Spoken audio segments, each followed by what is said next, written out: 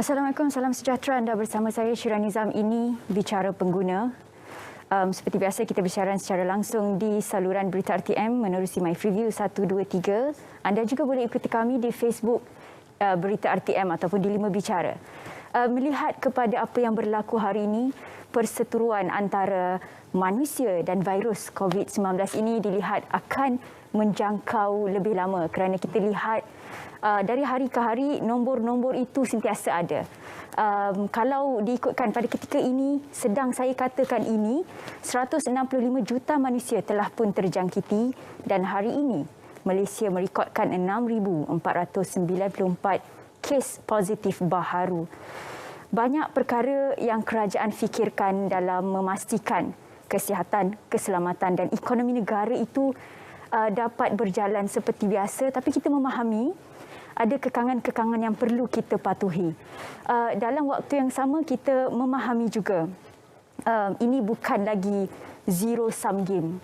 Ada yang menang, ada yang kalah, tetapi semua sektor terjejas. Tapi sebelum kita lebih lanjut kepada apa yang berlaku dalam Malaysia, apa yang kita akan kongsikan malam ini tertumpu kepada belia.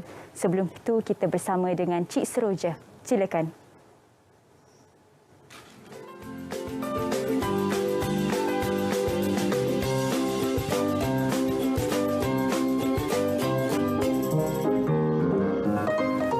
Baki bank pun tinggal RM5.90. Hi sis, Seroja in the house, yours. Oh, nak order makan, lapar sangat dah ni. Nak order apa? Ni apa masuk rumah orang tiba-tiba dengan tak bagi salam, tiba-tiba nak order online pula ni. Nak order apa tu? Macam biasalah, I kalau lapar, I teringat you. Lapar teringat you, bila teringat you, I lapar. I nak order western hari ni. Nak makan apa? Okey, Jan. Ni kenapa yang suram-suram, sedih-sedih ni? Hari ni kan gaji. You tak tahu ke, I baru je lepas kena buang kerja you. Ya? Ya. Tapi you kan ada bisnes tudung. Apa yang nak risaukan sangat? Memanglah I ni usahawan tudung. Tapi dengan keadaan pandemik sekarang ni, dengan keadaan ekonomi kita sekarang ni, kejap boleh buka, kejap tak boleh buka. Orang pun takut nak datang kedai. Sekarang ni I tak tahulah, tak lama lagi mungkin kedai akan kena tutup. Rasa macam gelap je masa depan. Kesiannya nasib usahawan belia macam you ni kan. Tapi jangan risau, I ada terbaca Kementerian Belia dan Sukan ada inisiatif tau untuk usahawan-usahawan belia macam you. Lagi-lagi waktu pandemik ni. Ya ke? Ya. Nama dia, nak tahu? Mypreneur. My brand? Oh, your brand? Oh, bukan. Mypreneur. Mypreneur? Apa tu? Macam ni Mypreneur tu. Kolaborasi Kementerian Belia dan Sukan dengan PUNB untuk usahawan belia macam you lah. Oh, apa syarat-syaratnya kalau kita nak apply ni? Ini semua terbuka kepada peniaga Bumi Putra Belia dari umur 18 hingga 30 tahun. Dia umur berapa? Oh, maksudnya I bolehlah apply sebab I masih 22 tahun. 22 tahun? Boleh. Tak ada masalah. Kalau macam tu, maksudnya perniagaan I boleh diselamatkan lah. Mestilah sebab syarat-syaratnya perniagaan sekurang-kurangnya 6 bulan. Oh. Tapi kalau macam I ni dibuang kerja, boleh tak I nak apply pekerjaan baru? Boleh, semuanya ada dalam Kementerian Belia dan Sukan. Tengok ni, belia akan memperoleh peluang latihan melalui program perantisan. Oh, bagusnya Mypreneur ni. Tapi kenapa tak ramai orang tahu? Tak ramai sebab kita tak cari. Kita tak tengok berita RTM. Betul lah tu. Kalau macam tu, I tak sabar nak apply sekarang. Apply. Sekarang juga I isi. Perantisan.kbs.gov.my. Perantisan? Makanan dah sampai. Wagyu nasi tambah.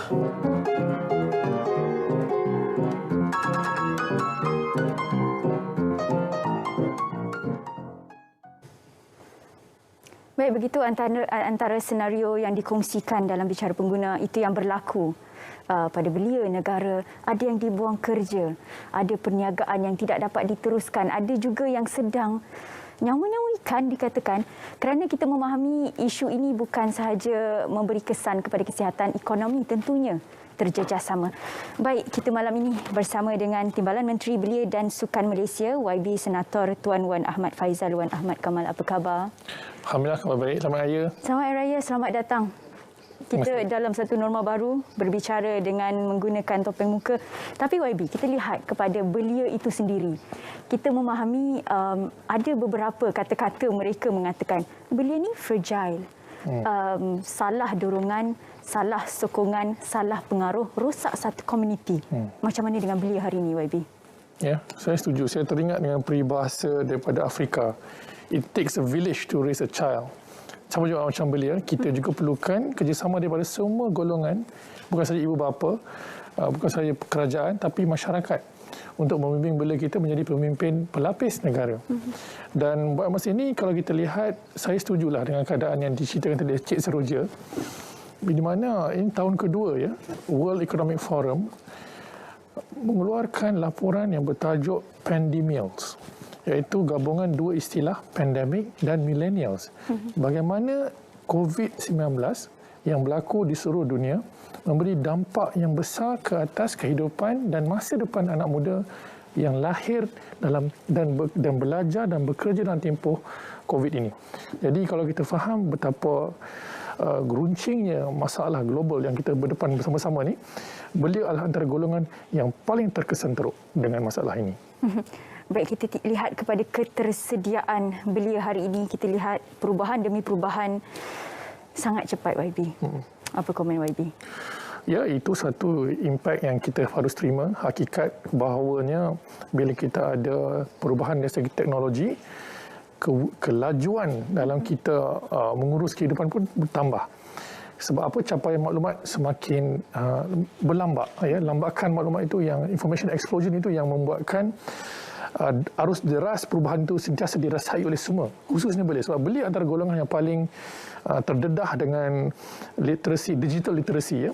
Dan ini juga menimbul persoalan penting melibatkan digital gap antara belia di bandar, belia di luar bandar dengan akses kepada internet khususnya. Ya, kalau mana infrastruktur tidak dibina, maka banyak sekali peluang-peluang yang macam tadi kita bincang, manfaat yang Kementerian Belia dan Sukan tawarkan tidak diketahui oleh mereka.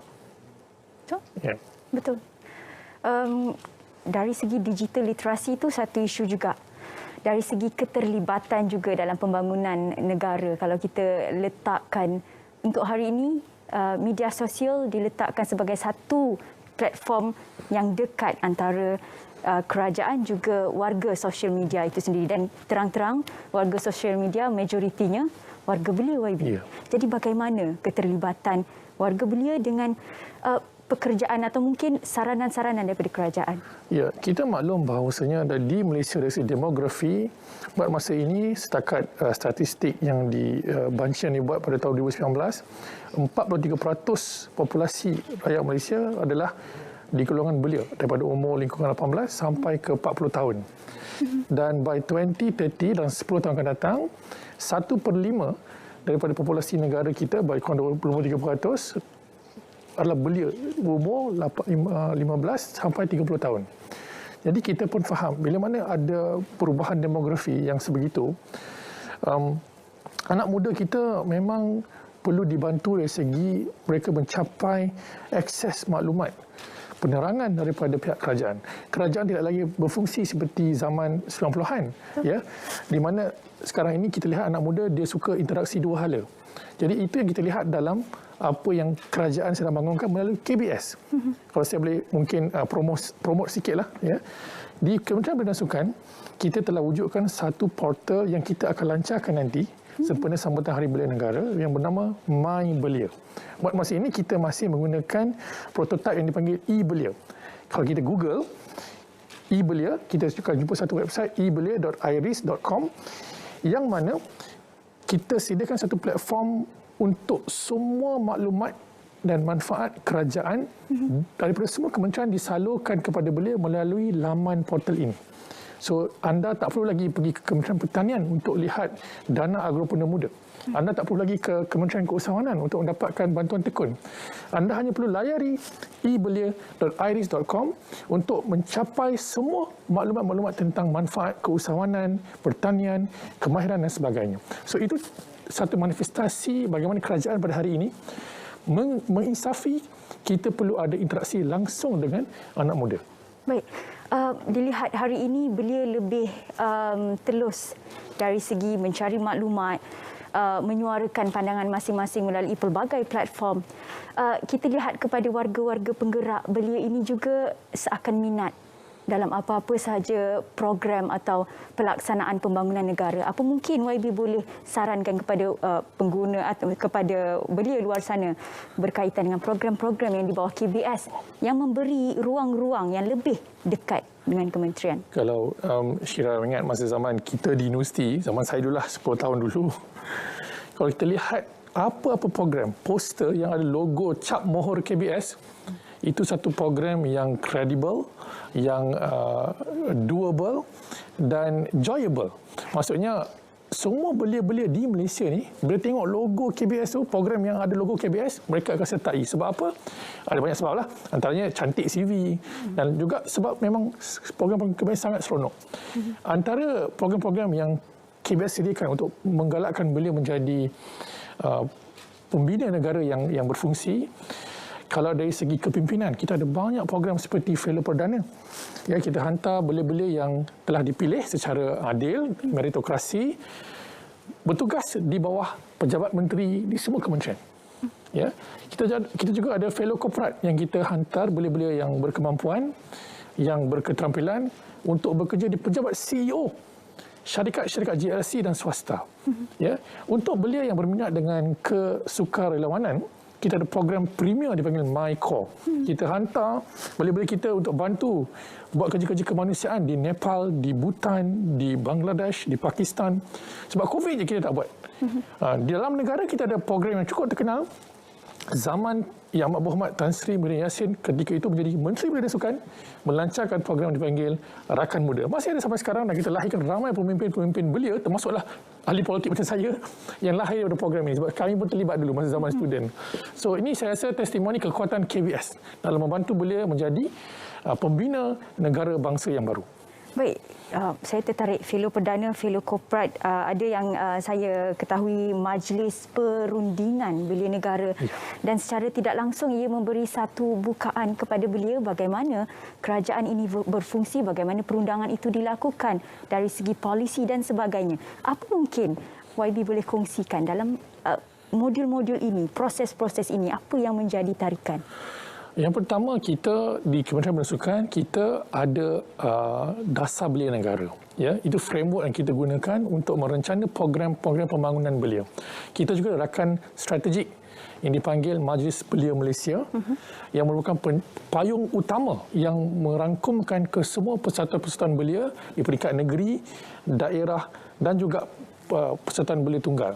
Jadi bila kita nak buat dasar yang pro kepada anak muda, kita ada rundingan kita buat di peringkat akar umbi seperti Majlis Perundingan Belia, di peringkat daerah, di peringkat negeri dan kebangsaan. Jadi suara belia sentiasa didengari setiap tahun oleh pemimpin tertinggi negara. Apa yang kita angkat dalam Majlis Perundingan Belia ini sentiasa dibincangkan dalam kabinet dan juga dalam parlimen.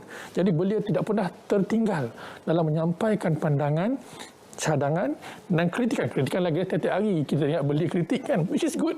Ya, ada debate, ada constructive criticism supaya kerajaan yang ada pada hari ini dengar empathy dan membantu belia dalam segenap sudut.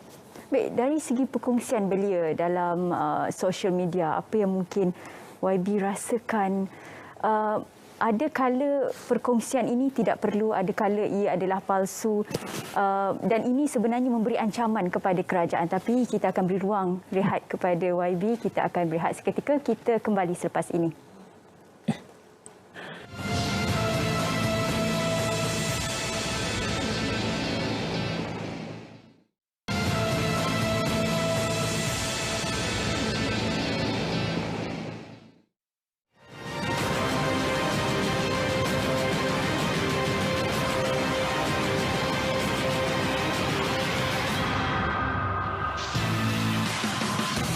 Data pengguna minggu ini. Nombor 5. Industri insurans hayat Malaysia berkembang. Petikan Berita Harian.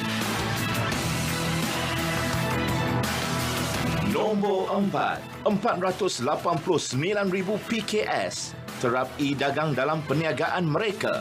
Petikan Harian Metro. Nombor 3. KLIA antara 9 lapangan terbang terbaik dunia. Petikan Berita Harian. Nombor 2. Produktiviti pekerja di Malaysia semakin baik. Petikan Berita Harian.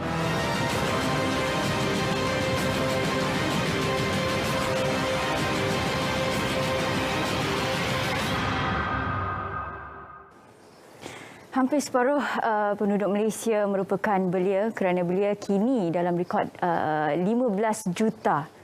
Dan kalau kita lihatkan kepada kesaling hubungan belia dengan kerajaan, kita lihatkan lebih cepat ia berhubung dengan menggunakan platform-platform sosial media. Apa yang kita akan kongsikan malam ini adalah iltizam kementerian untuk memastikan segala mesej, saranan, inisiatif itu sampai kepada setiap belia negara. Jadi, YB, kita telah pun bincang berkaitan dengan secara umum apa yang berlaku hari ini dari segi keterbukaan yang belia hadapi. Tapi untuk pandemik ni, YB, banyak perubahan. Kita lihatkan dari segi terhad ekonomi, sosial, aktiviti-aktiviti semua ada SOP-nya. Ia memberi sebenarnya tekanan mental, tekanan emosi, tekanan ekonomi, tekanan kewangan kepada belia. Bagaimana? Ya. Alhamdulillah, di bawah kepimpinan Yang Berhormat Menteri Belia dan Sukan, Datuk Seri Rizal Merican, antara dasar baru yang beliau perkenalkan ataupun tumpuan utama ialah kita benar-benar ingin membantu golongan belia yang kita panggil belia resah. Ataupun dalam akronimnya kita sebut NEET, NEET. Not in Education, Employment and Training. Ya. So ini belia-belia yang paling teruk terkesan dengan COVID-19 ya, akibat PKP dan sebagainya. Jadi untuk kita membantu belia-belia yang berdepan dengan tekanan hidup yang sangat tinggi ini, kita perlu sediakan banyak program-program pembangunan yang sesuai dengan keperluan mereka. Antaranya salah tentu melibatkan program kepimpinan. Macam saya katakan tadi, walaupun kita berdepan dengan kekangan untuk lakukan program-program secara bersemuka, program di atas talian sentiasa ada di bawah KBS. Kita gunakan pelbagai agensi di bawah KBS seperti Impact Malaysia, seperti IYC, International Youth Centre, ILIT, Institut Kepimpinan, dan juga yang paling utama, Jabatan Belia Sukan Negara, untuk kita santuni belia-belia kita dengan program-program sebegini atas talian. So kita tak pernah tinggalkan belia kita walaupun kita tidak boleh buat program seperti biasa.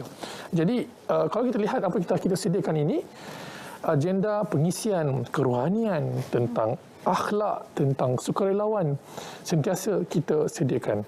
Cuma macam saya katakan tadi lah, we cannot beat the real experience going to the ground.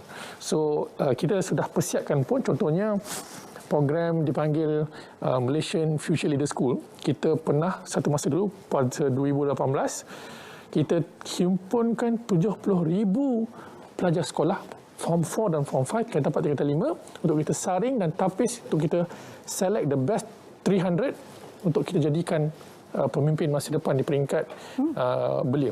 So ini antara program-program yang kalau tak ada PKP kita dah buat dah tahun ni. Cuma malangnya kita terpaksa batalkan, tapi program atas talian sentiasa berjalan. Cuma skala kita kecilkan sedikit.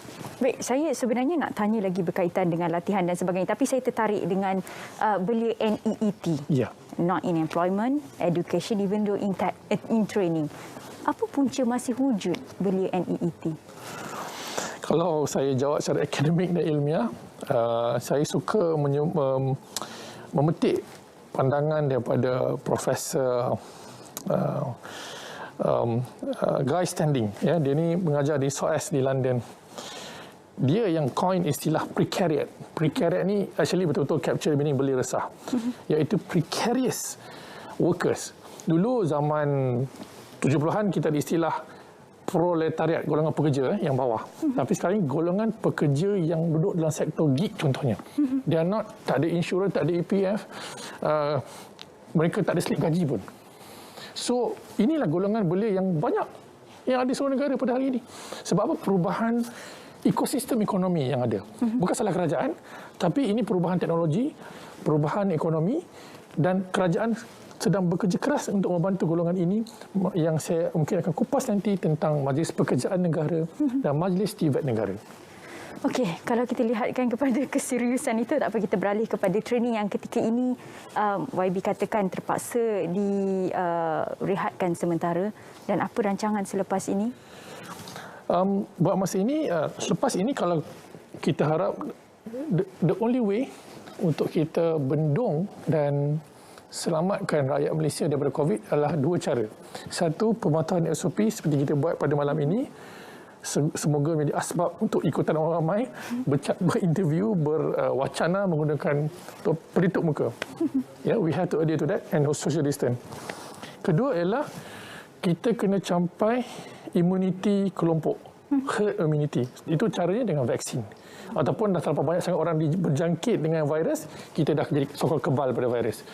Jadi sampai dan selagi belum kita capai dua-dua ni, semua program kita atas talian. Baik. YB, satu cabaran baru bagi graduan. Kita lihat DOSEM, Jabatan Statistik Malaysia juga meletakkan, menjangkakan 30% daripada graduan Malaysia akan terjejas dalam pemilikan kerja dan sebagainya.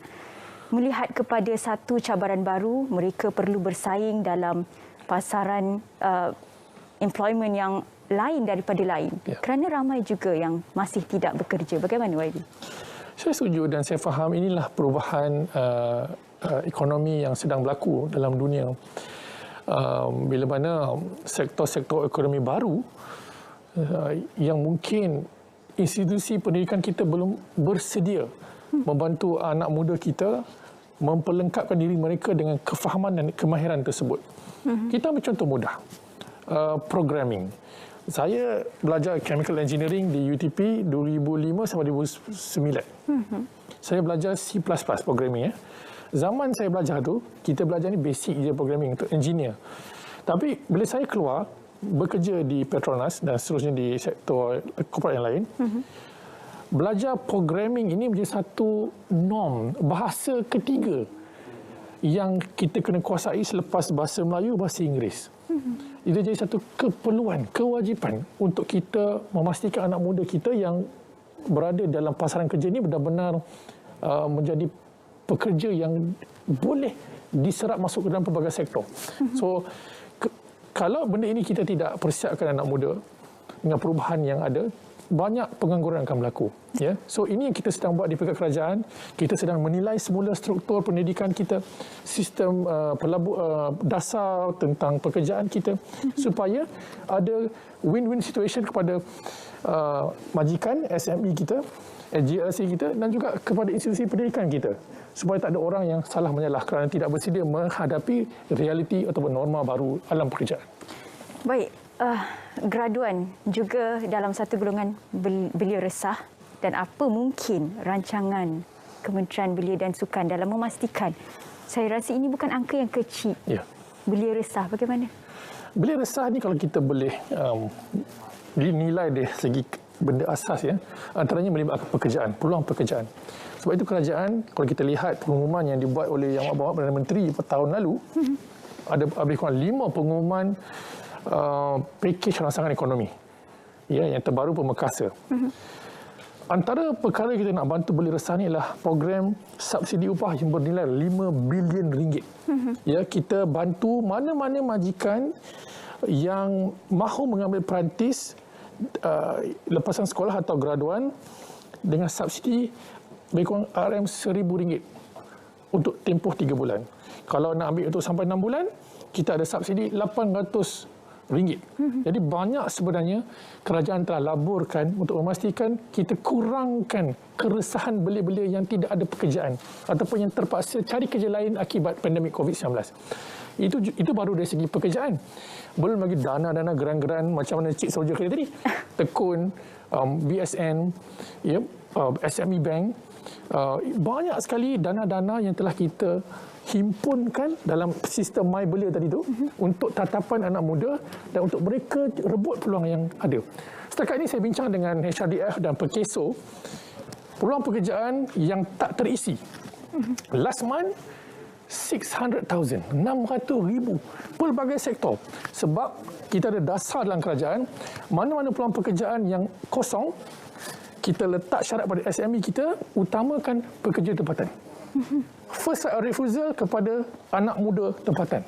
Jangan ambil pekerja asing selagi mana pekerjaan itu boleh dibuat oleh anak muda tempatan. Itu cara kita nak jawab ataupun selesaikan masalah suppression of wage. Sebab banyak pekerjaan yang ambil anak muda, SME ni kadang restoran ke apa, dia ambil pekerja asing, you pay cheaper. So anak muda kita tak nak kerja lah. Sebab gaji cukup kecil. Jadi kita dah cuba selaraskan menggunakan dasar-dasar seperti yang kita ada dalam portal My Future Jobs di bawah Perkeso.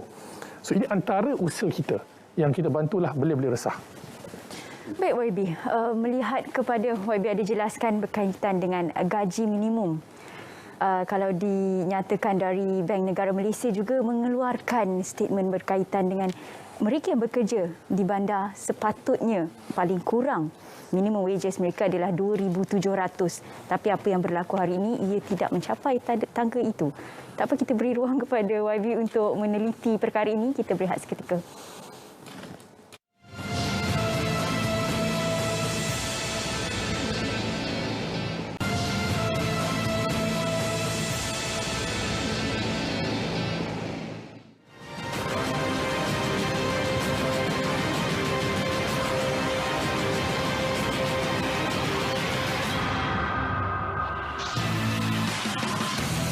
Carta pengguna nombor 1. Penjana Kerjaya MARA bantu belia, beri latihan dan jaminan pekerjaan.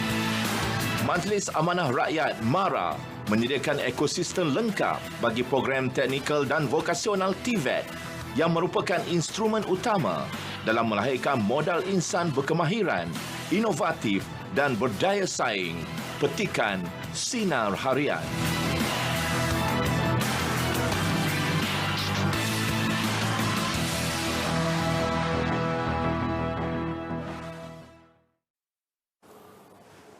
Apa yang beliau mahukan hari ini adalah peluang atau pintu terbuka, ruang-ruang bagi mereka mendapatkan apa sahaja peluang, inisiatif, rebut apa sahaja manfaat yang diberikan kerajaan.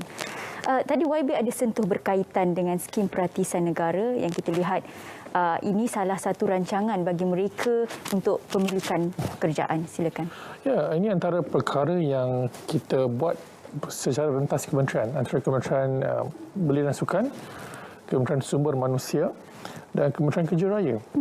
Dan kita lancarkan pada tahun lalu, di mana komitmen Kementerian Belia dan Sukan ialah kita ingin membantu belia-belia yang berpendidikan, yang berdiploma, sijil maupun ijazah, untuk mereka mendapat peluang-peluang perentisan atau internship apprenticeship di dalam syarikat-syarikat terkenal, sama ada dalam negara maupun luar.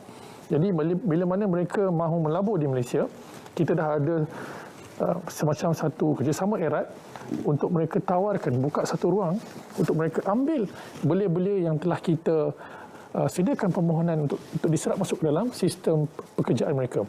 Buat masa ini, secara faktanya, ada lebih kurang 6,286 permohonan. Dan kira-kira 2,223 yang telah berjaya menjadi perantis dalam 155 buah syarikat.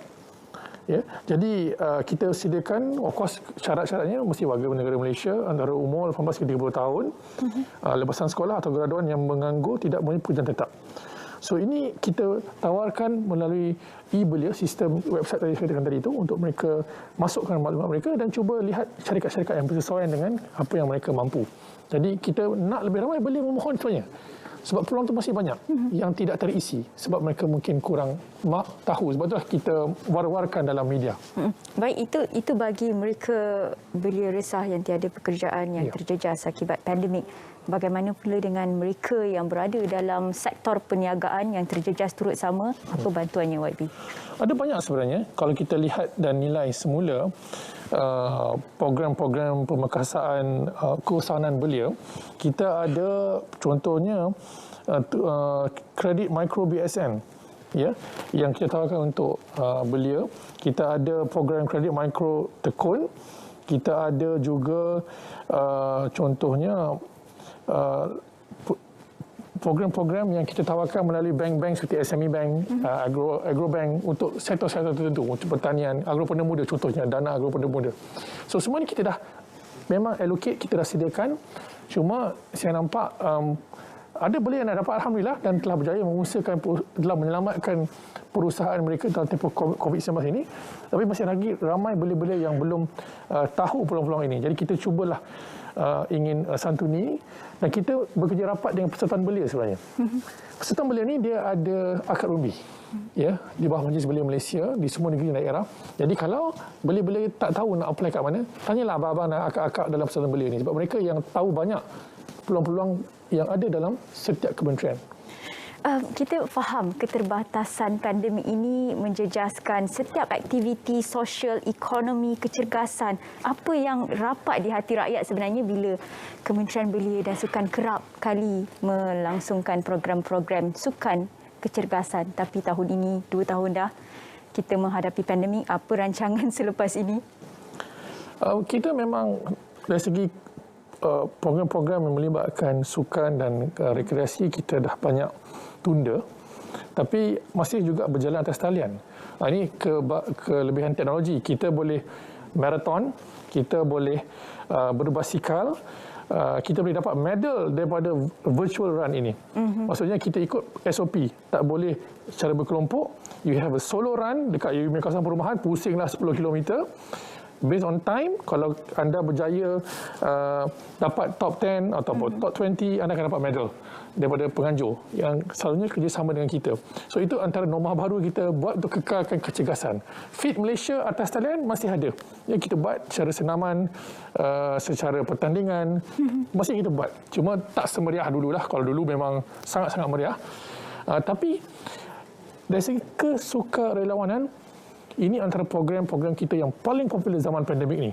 Ada 2 program sukarelawan yang popular. Yang pertama, Sports Bubble Volunteer. Ini masa PKP pemulihan. Kita sediakan kelonggaran syarat-syarat untuk premis-premis sukan beroperasi seperti gym, badminton court, futsal dan sebagainya. Tapi ada pemantauan yang dibuat oleh belia-belia yang masuk dalam program Sport Bubble Volunteer di bawah Jabatan Bersukan Negara.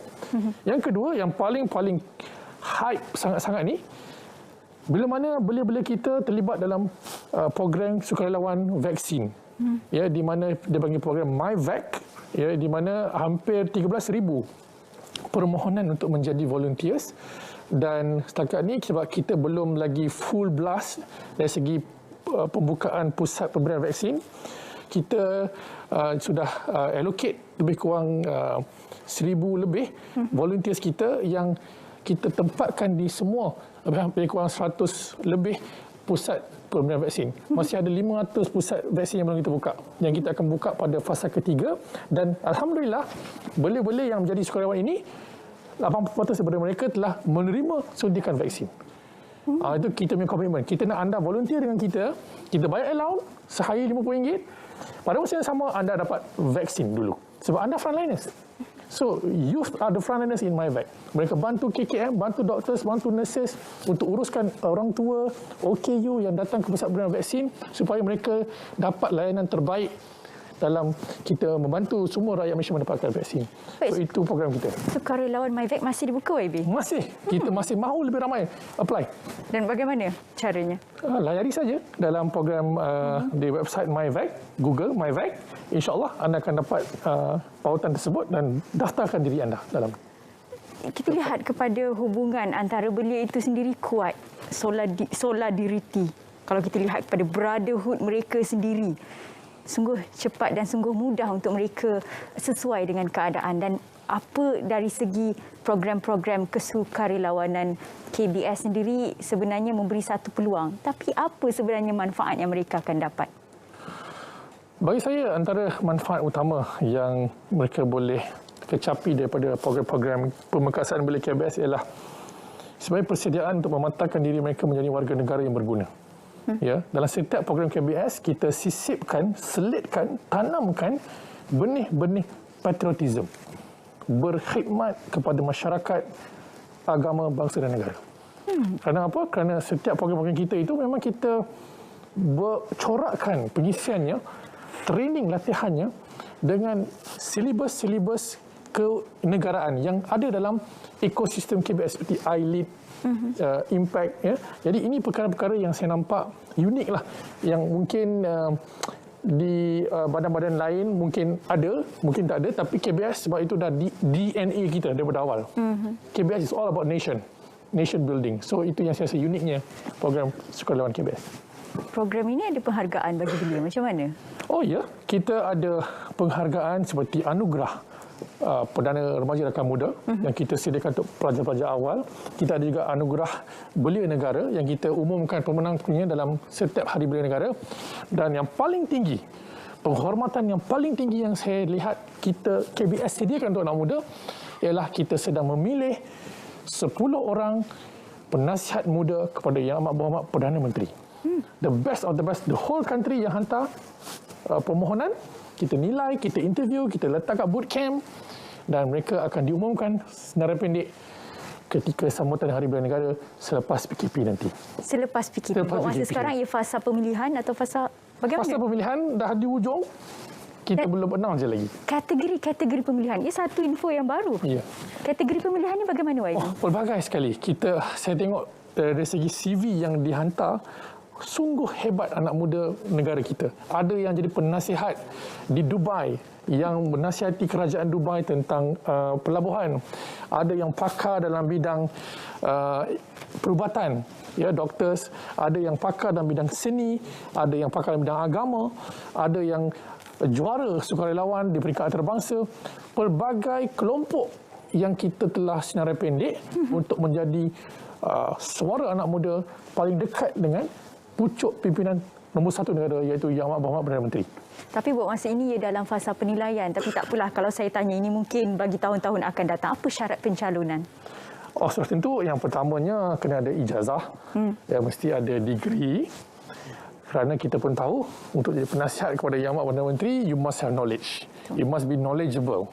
You must be qualified in your own respective areas. Jadi, itu yang paling utama. Yang lain, umur sudah tentu 35 tahun ke bawah atau 30 tahun ke bawah, lepasan sekolah.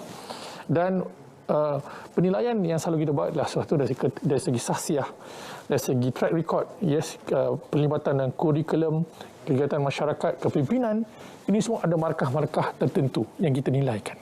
Penghargaan demi penghargaan, manfaat untuk masa depan, YB. Tapi kita akan berehat seketika. Kita akan kembali selepas ini di Bicara Pengguna.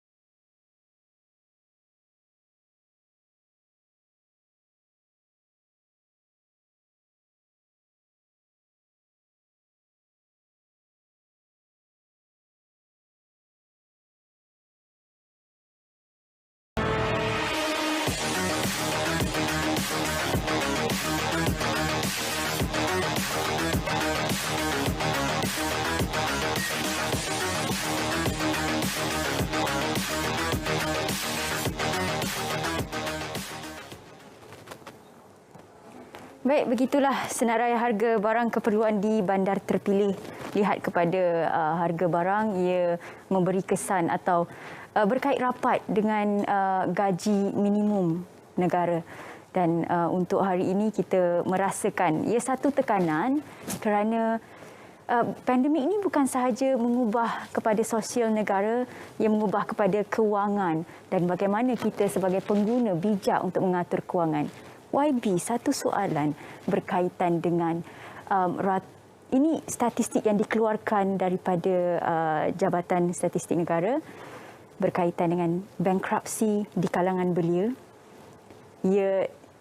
Dan ini juga diulas mantan Menteri Kewangan lalu berkaitan dengan bankruptcy ini. Rata-ratanya mereka yang berumur antara 20 hingga 25 tahun menghadapi bankruptcy. Ya, ini satu masalah yang memang sudah jadi perkara yang serius. Dan kerajaan pun telah menyediakan beberapa perancangan untuk membantu belia-belia kita yang terkesan akibat bankrupt. Antaranya melalui agensi AKPK, melalui kaunseling, perancangan kewangan yang kita buat, kelas atas talian dan sebagainya, agar anak muda kita tidak tersilap langkah dalam mengatur cara kehidupan mereka. Cuma kita pun tahu, zaman sekarang ni kita ada satu budaya yang tak ada zaman saya juga dulu. Zaman kita membesar dulu, zaman saya dulu mungkin Instagram tak ada lagi. Dan jadi kita pun tahu bila kita ada social media ni, peer pressure sangat kuat. Ya, tekanan banding-bandingkan dengan kawan-kawan tu sangat tinggi. Semuanya hanya di hujung jari. Jadi bila kita tidak ada kawalan diri yang baik, disiplin diri yang baik, tahu kita tak mampu tapi kita berhutang menggunakan kredit kad. Ini antara punca utama mengapa belia kita jatuh bankrupt. Ya, bukan sangat kerana dia beli aset. Mungkin ada tersilap beli kereta yang mahal lah. Tapi kalau beli rumah, is a good debt. Ya, sebab dia sentiasa appreciate dan juga kita ada collateral. Tapi untuk beli barang-barangan yang tidak boleh kita, yang susut nilai, ya, itu satu perkara yang saya rasa tidak bijak. Dan memang kita perlu ada pendidikan silibus celik kewangan yang saya fikir kerajaan sedang rancang sama ada di peringkat KBS maupun di peringkat Kementerian Pendidikan dan Kementerian Pengajian Tinggi. Dan untuk hari ini, kalau kita berbalik kepada lalu-lalu sebelum pandemik, nilai bankruptcy di kalangan belia agak tinggi, dan bagi pandemik ini, bagaimana Wak Bee? Adakah perkara ini memberi penjejasan yang sama sebagaimana belia resah? Ya, betul. Ini antara perkara yang memang benar-benar serius. Kita pun maklum bagaimana kewangan anak muda menjadi semakin parah. Ramai yang mungkin dah bekerja 10-15 tahun terpaksa keluar ICNA, akaun kedua mereka, untuk meneruskan kehidupan ketika mana mereka hilang pekerjaan. Tapi kerajaan sentiasa mendengar keluhan dan keresahan anak muda. Antara berita baik yang baru diumumkan minggu lalu oleh Yang Berhormat Menteri Kewangan dan juga Yang Berhormat Perdana Menteri adalah apa yang kita panggil sebagai e-wallet, e-belia. Yang mana kerajaan telah memperuntukkan RM300 juta untuk 2 juta anak muda, yang mana kita akan kreditkan ke dalam e-wallet mereka sebanyak RM150. Ya, untuk mereka belanja. Gunalah Boost ke, Touch and Go ke, apa-apa saja aplikasi GrabPay ke, untuk mereka belanja atas talian. Ini kita nak bantu liquidation mereka gunakan cash yang atas talian ni untuk mereka beli barang-barang keperluan yang ada. Kalau dulu kita ada voucher buku, sekarang kita ada e-wallet. E-wallet. Ya, untuk mereka guna di Shopee dan sebagainya lah, tak kisah. Dan untuk sekarang ini di dalam fasa rundingan atau bagaimana? Kita akan lancarkan pada 1 Jun ini. Bulan 1 Jun, tak lama, seminggu lebih. Semua anak muda yang berumur 18 ke 30 yang layak akan menerima RM150 dalam phone mereka. Bila YB tekankan yang layak, apa kelayakannya sebenarnya? Saya rasa itu kita tengok siapa yang dari kriteria tertentulah. Umur sudah tentulah, yang sudah habis sekolah, ya, dan mulakan pekerjaan, dan juga sedanglah sistem pendidikan, dan yang mungkin tangga gaji dia orang kata basic lah, ya. Macam saya ni saya tak layak lah. Saya menunggu sebenarnya. Mungkin Syirah layak, dan lain-lain lah. Saya rasa ini satu keutamaan yang kita berikan. Tak semua belia, ada belia yang ada career yang stable, ya, dah kerja 15 tahun contohnya, ada firm sendiri dan sebagainya. Jadi kalau kita utamakan kepada anak muda yang lain, itu lebih baik. Dan saya rasa itu yang kerajaan sedang buat. Ia akan dikreditkan secara automatik atau ada permohonan-permohonan? Itulah, saya rasa kita akan tengok dari segi sistem. Biasanya LHDN. Ya, kalau anda menerima bantuan prihatin nasional, ada kan untuk belia. Saya rasa anda pun layak menerima e-wallet yang RM190 itu. Ya. Dan pembelian tidak kisahlah asalkan ia dalam talian. Alas talian. Apa-apa produk. Makanan Grab Food pun boleh. Barang-barang pun boleh. Kosmetik tak ada masalah. Tak ada masalah. Satu perkara yang kita tunggu-tunggu. Baik YB, kita di bulan 5 tahun 2021 lagi 6-7 bulan kita akan menghabiskan tahun-tahun ini. Ada sebenarnya perkara-perkara yang kita tunggu-tunggu daripada KBS sebenarnya. Walaupun kita tahu dalam keadaan sekarang kita dalam fasa norma baharu yang sepatutnya ia bukan satu lagi norma baharu. Tetapi rancangan perlu ada, harapan perlu ada. Bagaimana YB? Ya, KBS sebagai salah sebuah kementerian dalam banyak-banyak kementerian lain dalam Kerajaan Perikatan Nasional pada hari ini, kita bergerak seiring dengan wawasan besar negara, iaitu wawasan kemakmuran bersama 2030. That is our grand vision for the next 10 years. Ya. Dan Hari Belia Negara pada tahun ini dan tahun lalu pun kita tema yang sama. Dekad ini, dekad anda. Betul. Dan untuk kita merealisasikan wawasan ini, sebab kita akan carry over wawasan 2020 yang tak sempat kita sempurnakan akibat COVID, kita ada 2 5-year plan yang penting. Rancangan Malaysia ke-12 dan rancangan Malaysia ke-13. Kita dari dulu zaman Merdeka sampailah sekarang, itu cara kita merancang masa depan negara. 5 tahun itu yang akan menentukan ke mana kita nak pergi, anak muda kita. Jadi KBS bersama-sama semua kementerian lain sedang merencana program-program pembangunan belia, projek-projek khas untuk belia, infrastruktur sukan, kompleks belia dan sebagainya untuk kita pastikan jurang di bandar, di luar bandar semakin kurang. Kita lihat banyak sekali peluang-peluang yang ada di luar bandar sangat terhad.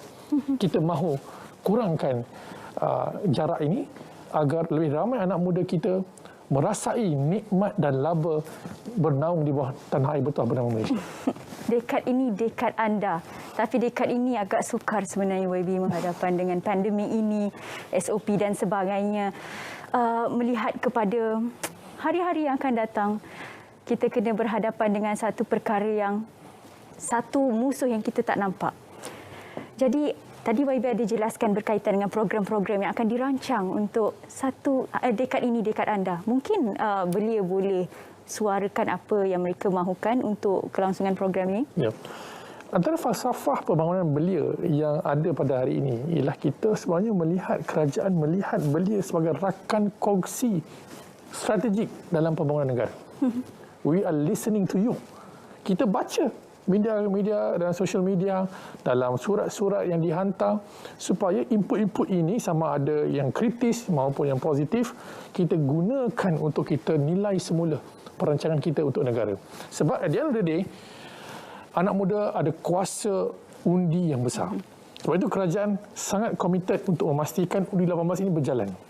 Cuma kita nak pastikan apa yang kita buat itu selari dengan kemampuan sistem kita pendaftaran SPR. Ya. So, saya digress sikit ke situ sebab saya nak tunjukkan betapa sebenarnya kerajaan amat menghormati dan mengangkat nilai setiap seorang belia yang ada dalam negara kita. Kerana anda semua berharga dalam menentukan masa depan negara. Satu perhatian, satu penekanan yang cukup memberi impak kepada belia satu ni.